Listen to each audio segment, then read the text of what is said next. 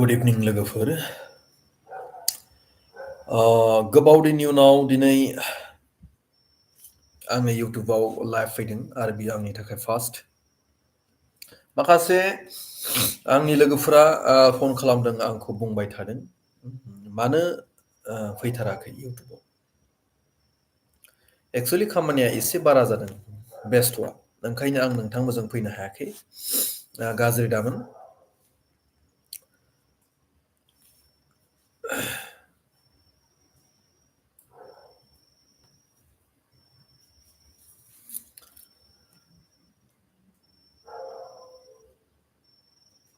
बर्तमान चिरां डिस्ट्रिक्टआव दंफैयो आङो चिरां डिस्ट्रिक्टआव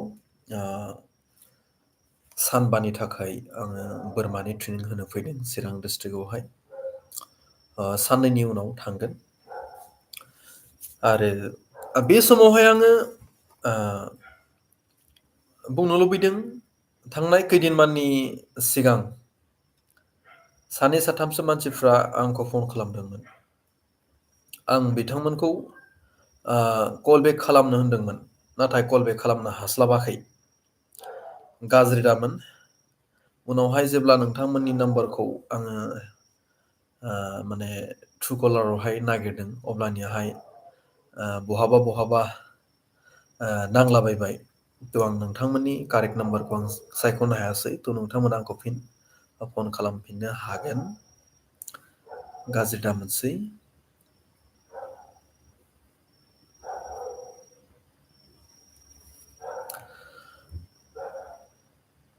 आं सम सम फैसिगोन हो नोंथांमोना बोरमा आयदायाव आंखौ गोबां कुइसन खालामनो हागोन आंखौ फन खालामनो हागोन सिन्था दाखालाम आरो नोंथांमोना वाट्सएपआव आंखौ एसएमएस हर निस्सय नोंथांमोना रिप्लाइखौ मोनखाथारगोन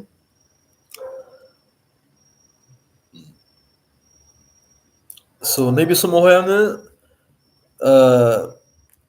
बै सानैसो सुबुङा आंखौ बुंदोंमोन मेसें बोथोरनि थाखाय बोरैहाय बोरमाखौ जोथोन लाखिनो थ' गिबियाव नोंथाङा मेसें बोथोराव बोरमाखौ गिबियाव माने बोरै जोथोन लानो होननानै जुदि बुङोब्ला फार्मा नोंथाङा बोरमानि फार्मा बाउन्डारियावहाय तिलपार होनाय जानांगोन तिलपार अर्थात जिथु सिम्पल भाषा जुदि बुङोब्ला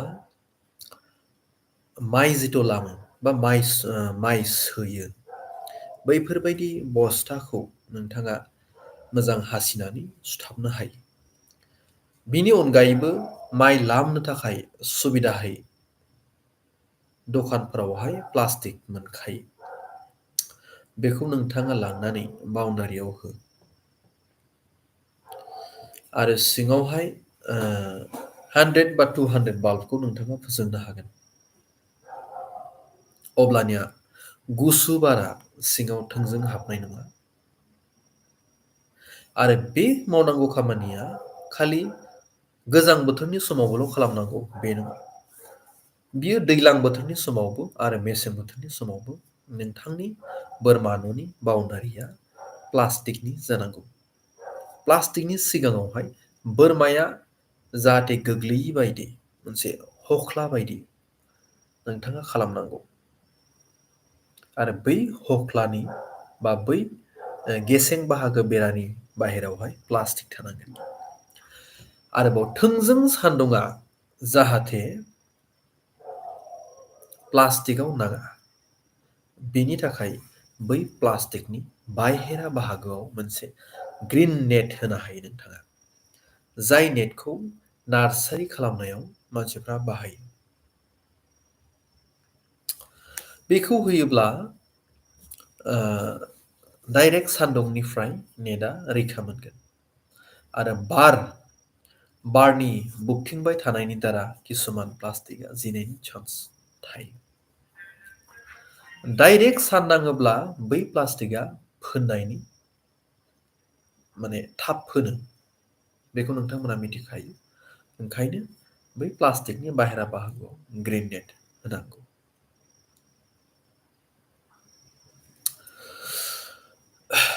कमेन्ट होनो हागोन दे नोंथांमोना कमेन्ट खालामनो हागोन सोंनो हागोन आदा गोजां बोथोराव बोरमाखौ खासि खालामनो हायो ना हाया हायो मोजां कुइसन बोरमा खौ खासि खालामनो हायो खालि खासि खालामनाय समावहाय बोरमानि बैसोआ खमैबो 3 मान्थ जानांगोन कमल भाई बिथाङा सोंदों खासि खालामनो बोरमानि बैसोआ खमैबो 3 माहा जानांगोन आरो फुंनि समाव खालाम उदै खालि समावहाय खालाम बोरमाया उदै खालि जानांगौ आरो फुंनि समावहाय खासि खालामनायनि सिगाङावहाय बोरमानो सानायनि गंसे इन्जेक्सन हो जायखौ मेलनेक्स प्लास्ट 10 केजियाव 1 ml हो मेनलेक्स प्लास बेखौ होखांनानै खासि खालाम खासिया गोबां रोखोमनि थायो डाइरेक्ट थोंजों दिहुनखानोबो हायो आरो गुबुन मोनसे सुथाबनायबो जायो बेखौ प्रेक्टिकेलनि दारासो आं नोंथांखौ मोजां बुंनो हासिगोन आरो बेखौ बांसिन मिथिनो थाखाय नोंथाङा नैबे आंनि चेनेलनिनो माखासे सिं बाहागोआव थां अब्लानिया खासि खालामनायखौ बोरै खालामो बेखौ नोंथाङा मोजां सिनायगोन खासि खालामखांनायनि उनावहाय नोंथाङा सानथाम सानब्रैसो हानाय बाहागोखौ मोजां नायबाय था जाहाथे बेवहाय एम्फौफोर बानो हाया थाम्फैफोर दैनानै गालाङा आरो खासि खालामनाय समावहाय माने खासि खालामखांनानै नोंथाङा बेवहाय एन्टिबायटिक गंसे हो नर्मेल एन्टिबायटिक जेन्टामाइसिनफोर बायदि बेयो 10 केजियाव 1 ml आरो जेन्टामाइसिना भबिसत जुदि नोंथाङा प्रेगनेन्ट बोरमाफोर जुदि लोमजाबायोब्ला बेफोरावहाय होनो नाङा बेयो प्रेगनेन्सि सेफ नङा नर्मेल एन्टिबायटिक बा खासिफोराव होनो हायो आरो हानाय बाहागोआव हिमेक्स मुंनि मोनसे क्रिमखौ नोंथाङा होबानो जाबाय अब्लानिया थाम्फैफोरा बानो हाया जागोन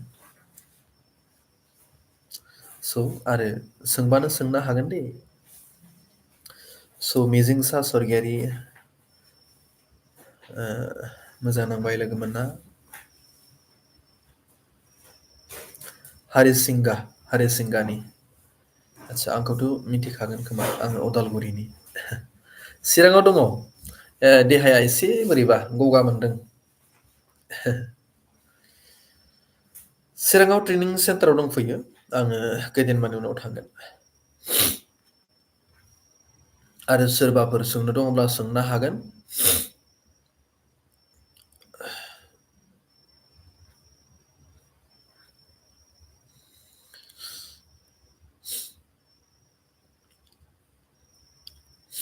लोगोफोरखौ मोनसे खोथाखौ आं बुंबावनो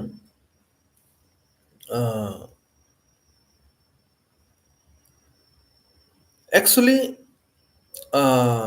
कमल भाई आंनि अबेगथायाव आरो बेखौ नोंथाङाबो एसे गावनो गाव साननानै नाय खासि खालामनायनिख्रुइ बांसिन जोङो गावनि फार्मखौ थाब जौगाहोनोब्ला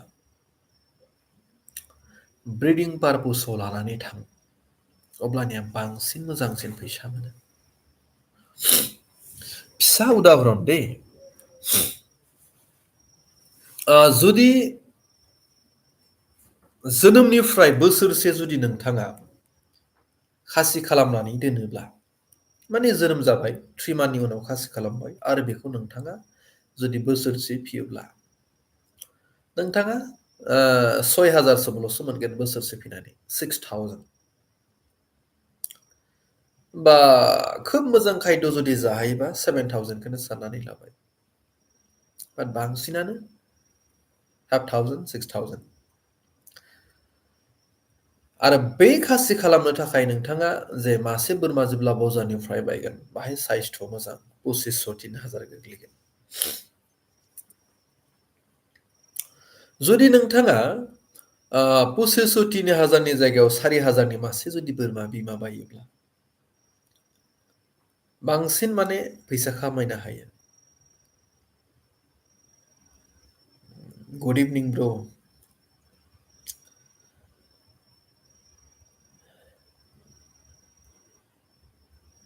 मिलौदो। दा 4,000नि नोंथाङा मासे बोरमा बिमा बायबाय। बे बायनायनि बे मासावनो फान्था लागोन। बायनायनि बे मासावनो फान्था लागोन आरो बियो 5 मान्थनि उनावहाय फिसा होगोन।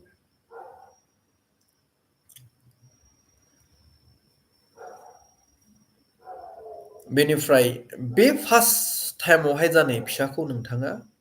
थोंजों 5 मान्थ बा 6 मान्थ नोंथाङा फिबाय। अब्लानिया बे बोरमाखौ नोंथाङा 2500निफ्राय 3000 मोनगोन। बास बेनिफ्राय बे बिमाया फिसा होखांनायनि उनावहाय आखौ नेचारेलि 20-22 दिननि गेजेराव फान्था लागोन। फिन 5 मान्थआव फिसा लागोन। फिसा होगोन। थ' 10 मान्थ जाबाय। बेनिफ्राय उननि फिसाया 2 मान्थ जाहैबाय। थ' नोंथाङा खमसे खम मासे फिसायाव 1000 बाबोथ' मोनगोन। 2000 बाबोथ' मोनगोन। थ' बिमाया आलादा। बैथिं नोंहा मानै फिसा मोनखाबाय बिमाखा महराव बायनाय हिसाबै 2500 5000 मोनबाय। आरो बिमाया नोंहा थालांबाय आरोबाव बिमाया मानै फिसा थाबाय। थ' खासिनिख्रुइ बुद्धुमोन बांसिन मुलाम्फा दङ जोलै महराव फिनायाव।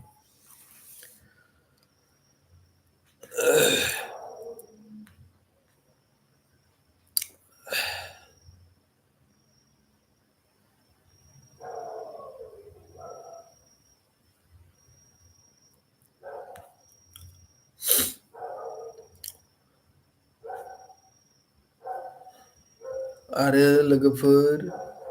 माबाफोर मिथिनांगौ दङब्ला कुइसन खालामनो हागोन। सम गोरोबनो हाया, एडिट खालामबाय थानो हाया।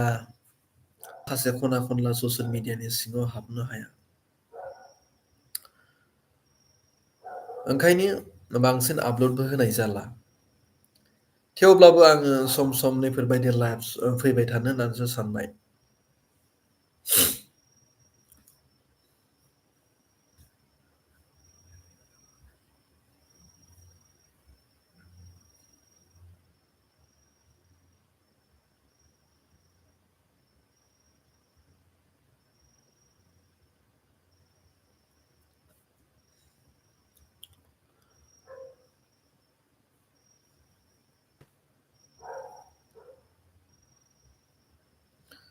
ससियेल मिडियायाव फैनायनि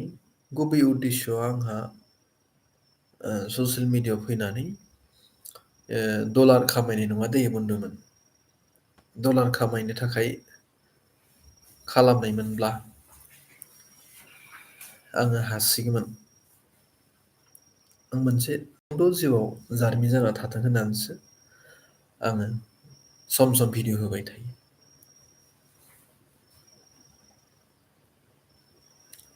आरो खमैबो नोंथाङा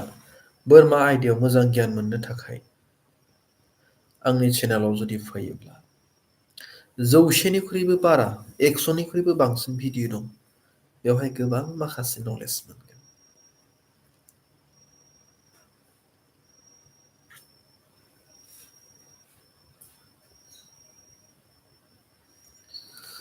स' 15 मिनिट जासिगोन बिदिबालाय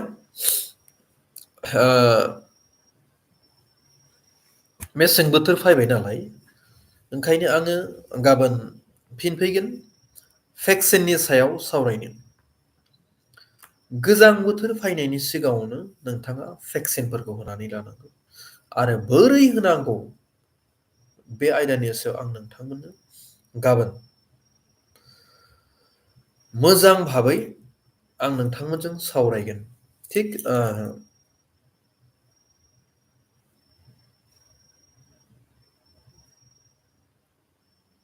थिग 7टा बाजियाव फैगोन आं 7टा बाजियाव फैगोन 7टा बाजियाव भेक्सिननि सायाव आं गुवारै फोरमायगोन बोरै होनांगौ आरो नैबे समा भेक्सिन होनांगौनि बेस्ट टाइम माबायदि समाव होनांगौ बेसे बैसोनिखौ आरो मा भेक्सिन होग्रोनांगौ मोजां फोरमायगोन बन्धुमोन गाबोन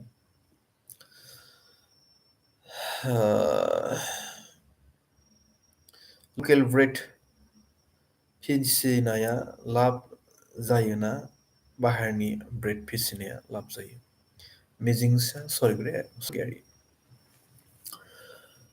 आच्छा एक्चुअली आङो लकेल बोरमानिफ्रायनो आंनि जिउआव आं जागायहांदों हा 10टा बोरमानिफ्राय आङो आंनि फार्मखौ खालामबोदों आरो गोदान आबादारिब्ला नोंथाङा लकेल बोरमानिफ्रायनो फिजेननांगौ आरो नोंथाङा गावनि फार्माव लकेल फान्था लानो नाङा गोदोर जातनि बोरमा फान्था ला खमसे खम गोदोर जातनि बोरमा फान्था लाया खिन्थु F2 बोरमा नोंथाङा लानो हायो बांद्राय बेसेन नङा 8,000 बा 7,000 आरो 10,000 नि गेजेराव नोंथाङा F2 बोरमा मोनगोन अब्लानिया नोंथाङा मार्केटाव F1 प्रडाक्ट महरै फाननो हागोन जाय बोरमानि दामा 3 निफ्राय 4 मानाव 5,000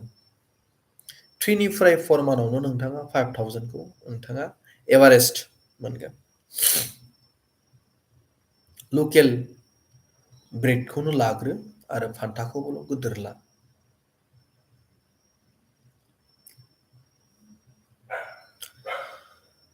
थार बाथ्रा बुंदों आदा नोङो आंनाव बोरमा फिसिनायनि जेबो गियान गाबोननि समखौ नेनानै थागोन थ' लाइफआव नोंथांमोना आंजों दसे सम थानायनि थाखाय रोजा रोजा साबायखर भेक्सिननि सोमोन्दै आं नोंथांमोननो गाबोन गुवारै फोरमायगोन जाहाथे बांसिन मानसिया गाबोननि समाव जइन जाबावनो हायो मिजिंथियो मोनसे खोथाखौ आं फोरमायनो लुबैदों जोंनि दा बर्तमान बिटिसिआव जोबोद मानसिफ्रा बोरमा आबाद खालामदों लैहोर लैहोर आरो मेक्सिमाम मानसियानो एडुकेटेड आं जेसेबांखिनि ट्रेनिं सेन्टारावहाय ट्रेनिं होगासिनो दङ सेल्फ हेल्प ग्रुप होन NGO होन दाब दाब जायगानि ट्रेनिं सेन्टार माने out of BTC out of Assam Nagaland होन अरुणाचल होन बेफोरावबो जोबोद माने मेक्सिमाम मानसियानो इडुकेटेड मानसि थ' बिथांमोना मिन्थिबाय बोरमा आबादाव फैसा दङ आरो बोरमा आबादाव फैसा दङबा जोङो बे आबादखौ खालामनो थांनायनि सिगाङावनो जोङो खमसे खम बेसिकबाबो नलेजखौ लाग्रोनांगौ होननानै इडुकेटेड मानसिफ्रा बुजिखायो ओंखायनो बिथांमोना गावनि समखौ होनानै सोलोंनो नाजादों आरो आं आंनि एक्सपिरियेन्सखौ मोजां आबादारिफोरनो शेयार खालामनो मोनोबा मोजां नाङो स' बिदिबालाय गाबोन 7टा बाजियाव फैदो 7टा बाजियाव आरो हायोबा लोगोफोरखौ बुं आरो एसे शेयार खालामनानै हो जाहाथे बांसिन मानसिया फैनो हायो स' गोजोन्थों बिदिबालाय गुड नाइट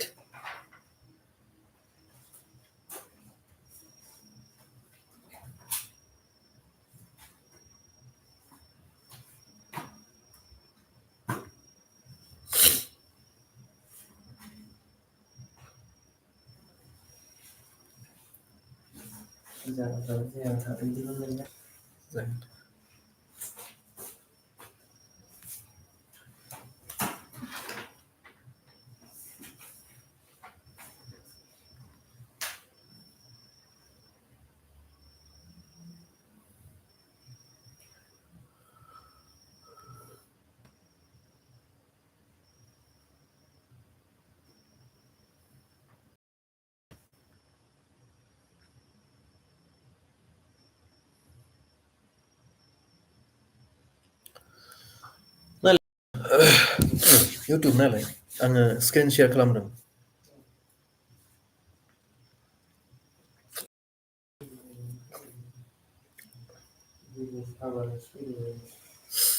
आं लाइफआव फार्स्ट टाइम फैदों दै लोगोमोन आरो मोनसे स्क्रिन नोंथांमोनखौ जाहाथे मोजां भाबै बुजायनो हानाय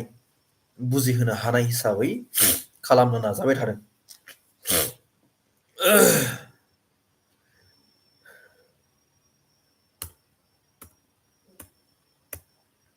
फैदोंना?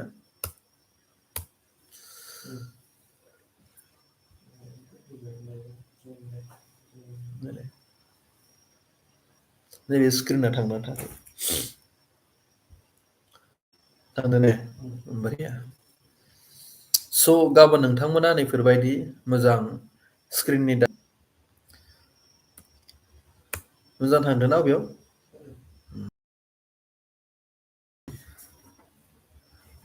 बरिया नेटआ